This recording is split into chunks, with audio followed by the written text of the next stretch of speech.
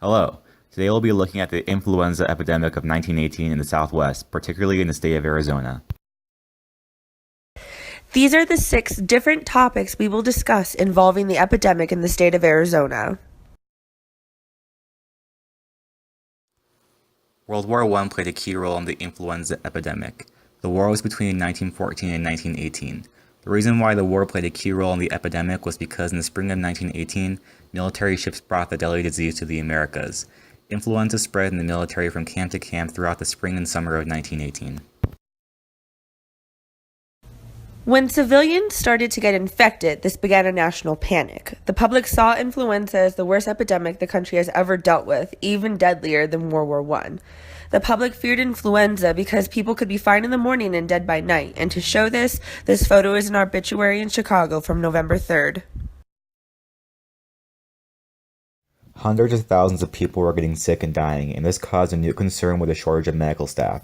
The recruitment of women to become nurses became the major response for this concern. This recruitment was aimed towards retired nurses, nurses in the private industry, and women willing to help. With the lack of medical staff, there was a lot of emphasis put on the public to take prevention methods to stop the spread of influenza. This ad was posted in New York, which shows them telling the public to do the 3 C's of clean mouth, skin, and clothes.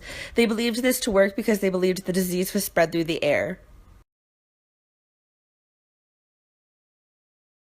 In order to understand the state as a whole, let's first look at a particular area in Arizona, Tucson. The Spanish influenza first started to appear in the state of Arizona, particularly Tucson, in early October 1918. This appearance would lead to a series of regulations that would impact the state for months to come.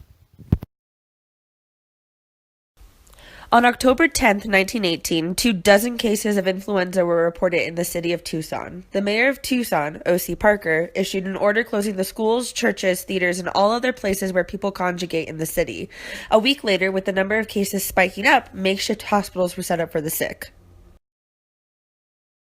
A month later, on November 15th, the state fairs of Phoenix, Prescott, and Tucson were all canceled. The Indian Fair in Sacaton would also be canceled on the same day. This indicated that the disease was not just isolated in one city, but that many individuals are being impacted across different parts of the state. On December 1st, 1918, it was decided that the quarantine of businesses from influenza would be lifted, but masks were still to be worn by the entire citizenry. Only schools were exempt from the order due to the spacing of the seating arrangement, and the children's biology supposedly prevented the spread of the disease. On December 17, 1918, 8 people were found guilty of not following the masking ordinance. The following day, a banker by the name of John Metz was arrested for not following the ordinance. In his appeal, he angrily expressed how other eastern cities did not follow the same ordinance, bringing into question the usefulness of masks in Tucson. On December 21st, 1918, Judge Patty of Tucson decided that the enforcement of wearing masks was invalid because it represented class legislation. Considering school children were exempt from the masking order, it invalidated the ordinance overall. By Christmas Day, hardly anyone in the city was wearing a mask in public. Here we see a school reopening after the epidemic in Flagstaff in January 1919. Throughout the time of the influenza epidemic in Arizona, there were a great deal of interesting stories that occurred. In November of 1918, counties in Arizona were commandeering bootleg whiskey and giving it to patients. This was considered a turning point of the influenza epidemic. Newspapers report that the flu had detrimental effects on people, including insanity.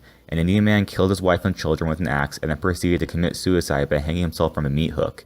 It was believed he did this because of the negative effects the flu was having on the population.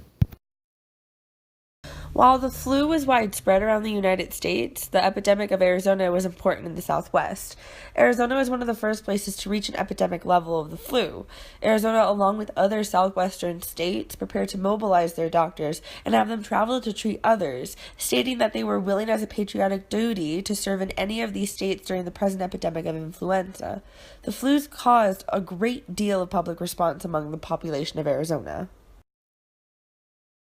The Santa Fe Railroad helped bring the Spanish influenza to Arizona in October of 1918. These 6 cities listed here had some of the first reports of the influenza, but soon the Santa Fe Railroad would bring the disease to Prescott and Jerome as well.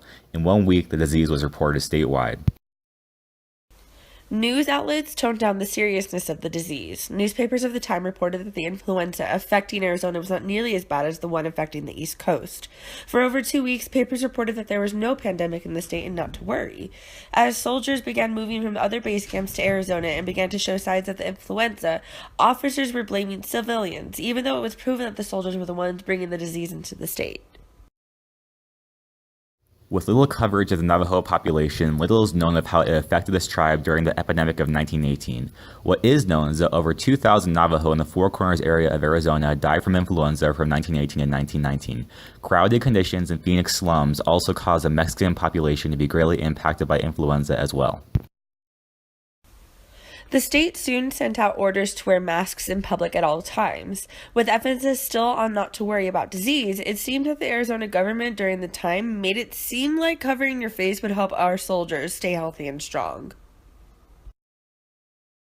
The Spanish influenza was terrifying for many people because it affected everyone, not just the old, weak, or poor.